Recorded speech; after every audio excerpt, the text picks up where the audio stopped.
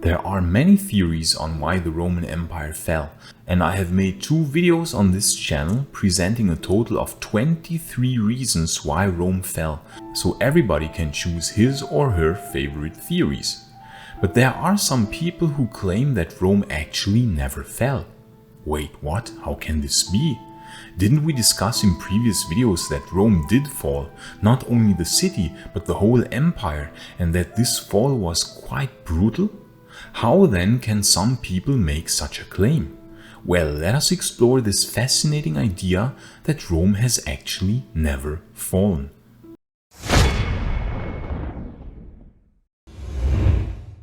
Before we explore the notion of did the Roman Empire even fall, we must first define what to fall even means.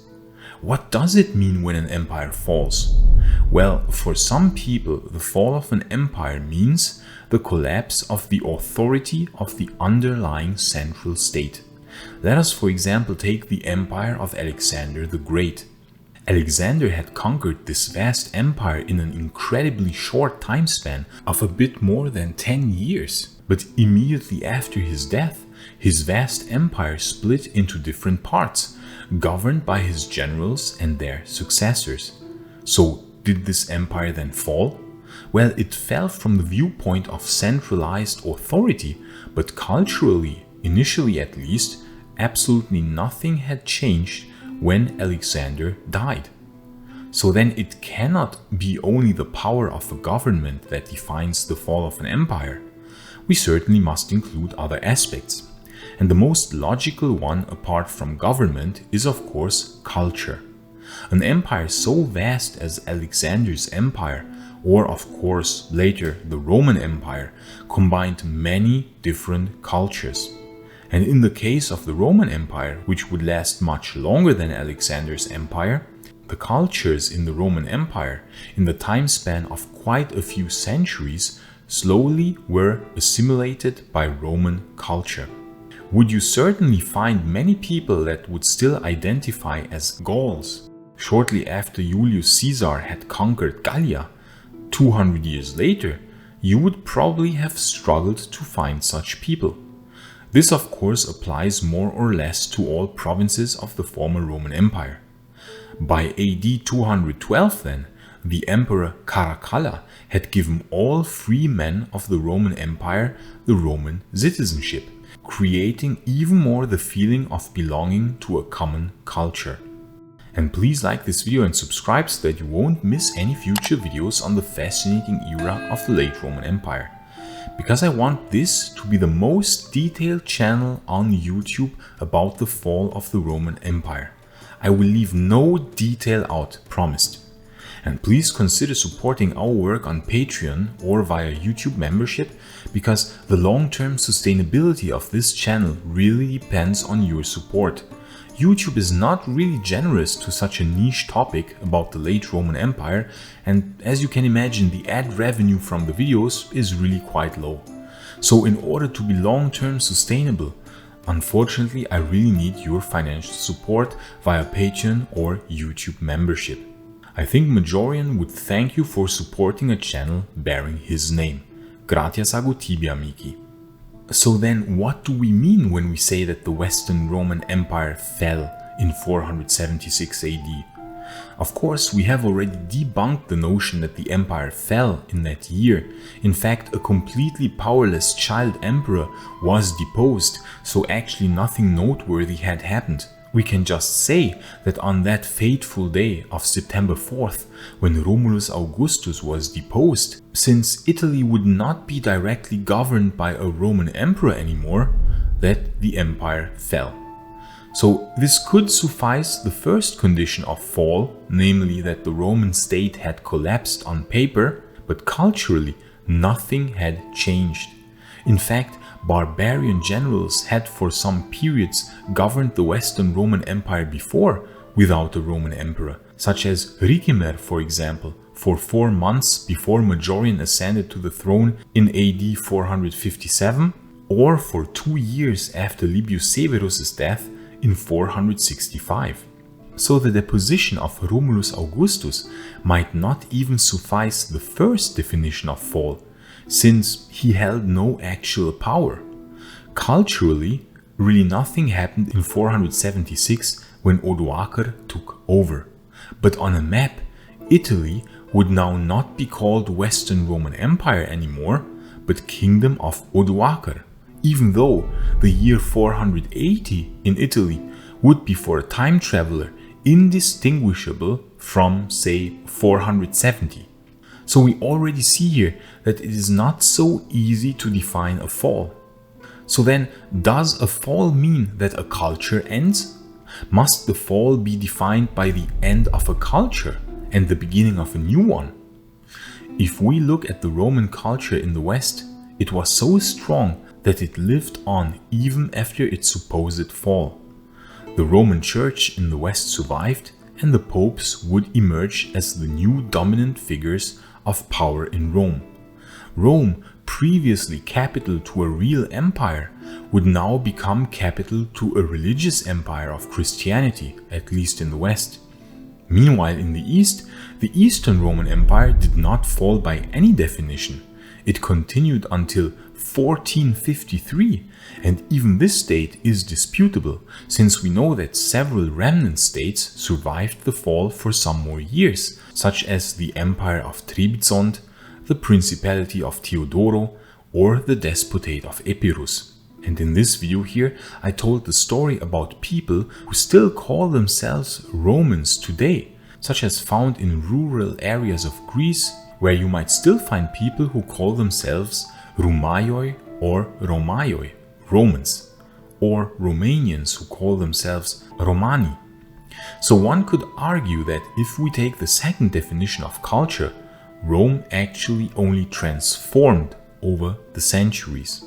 Even by AD 470, a Roman time traveler coming from the Roman Republic of, say, 200 BC would have difficulty in identifying Ravenna or other cities of Italy as Roman. The architectural style was very different, much more comparable to what modern historians would call Byzantine. People also wore very different clothing. They prayed to a completely new god, having largely abandoned the old gods and rituals. The flame in the temple of Vesta burned no more.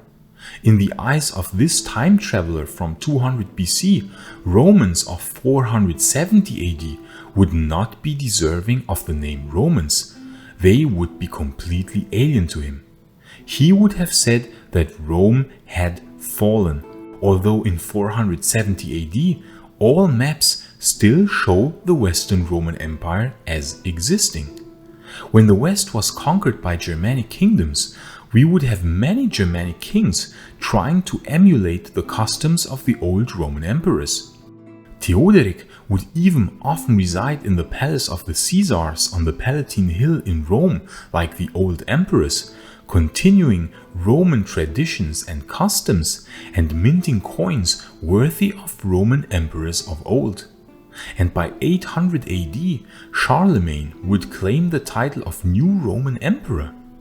In the East, the inhabitants of the Eastern Roman Empire, for example in the year AD 1200, would of course identify themselves as Romans, Romaioi. The same fictitious time traveler from the Roman Republic of 200 BC would recognize these people even less as Romans. To him, these people were even more un-Roman than the ones that he had encountered before in 470 AD in the West, in our fictional thought experiment. But on maps, one would clearly draw the Eastern Roman Empire, which is often called Byzantine Empire, a terminology which I don't like, by the way, and you will not hear me say it often, and I will explain why in a separate video. So you would find this late Eastern Roman Empire with perfect borders, marking the extent of this continued Roman Empire, the very same empire from the time of Augustus. We thus see that even culturally, it is really hard to define Romanness or Roman Empire. The Western Roman Empire in the 5th century AD was already culturally very different from the Roman Republic. But the Eastern Roman Empire of around 1000 AD or later was of course even more unrecognizable as Roman to ancient Romans from the times of the Roman Republic. According to this fictitious time traveler from 200 BC, Rome would probably have already fallen in 395 AD, when Theodosius abolished the old pagan rites. Therefore, we see how difficult it is to define what fall even means. If not central state authority, nor culture can define it, what then? Well, maybe we need a more precise definition of what fall means. It must probably be seen as an agglomeration of state, culture, technology, the complete way of life, language, basically the whole of what defined life in the Roman Empire. According to this definition, we could say that the Roman Empire fell in the West around 500 AD, in some parts sooner, in some parts later, but by around 550 AD, after the Gothic Wars, we can agree that almost everything that was left of Western Rome had been destroyed and had thus fallen. And by that we mean the ancient Roman way of life, the culture, architecture, the currency, the institutions, the knowledge, the technology, the old rites, everything that made up the Roman civilization. So by that definition, Rome had fallen in some form, yes, and this fall was brutal for the Roman population. But many parts also survived.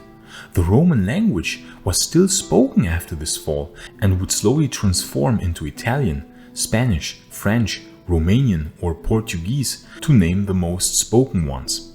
The institution of Roman Catholic Church still survives to this very day, still having its headquarters in Rome. In the East, the Eastern Roman Church still survives as the Greek Orthodox Christian Church. Roman inventions such as huge road and trade networks, classical Greco-Roman architecture such as found in countless modern cities, for example even Washington DC, a city by the way which was built very much based on Roman architecture, Roman engineering and building techniques, Roman concrete, stadiums even being built on the blueprint of the Colosseum, the arch still being the best way to build bridges, most of our months still being of Roman origin and bearing Roman names, our calendar still going back to reforms introduced by Julius Caesar himself, us still living in apartment buildings that could be mistaken for insulae. All these things have survived the fall of Rome. It is thus not really surprising that some people say that Rome has never fallen, if we look at the incredible cultural, linguistic and technological influence that Rome still has over us. One could even argue that the Renaissance itself was inspired by the rediscovery of Greco-Roman antiquity, and many scholars who had fled the sack of Constantinople in 1453 AD had brought a lot of lost knowledge with them from the libraries of Constantinople, which helped to spark the Renaissance. We could thus argue that Rome still lives on in us, and that it has just slowly transformed over many centuries. Because to the fictitious time traveler from the Roman Republic, we probably wouldn't be much stranger to him than an inhabitant of Constantinople from around 1400 AD. Yes, the Western Roman Empire was overrun by barbarian invaders, and the Roman civilization had collapsed there. In some parts, everything that Rome had built vanished quickly. But even there, some traces of Rome remained. Gallia collapsed and became the Frankish kingdom.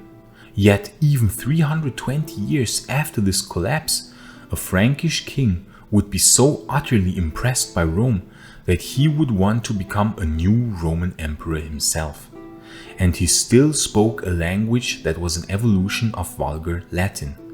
Yes, Rome did fall, but only according to some definitions.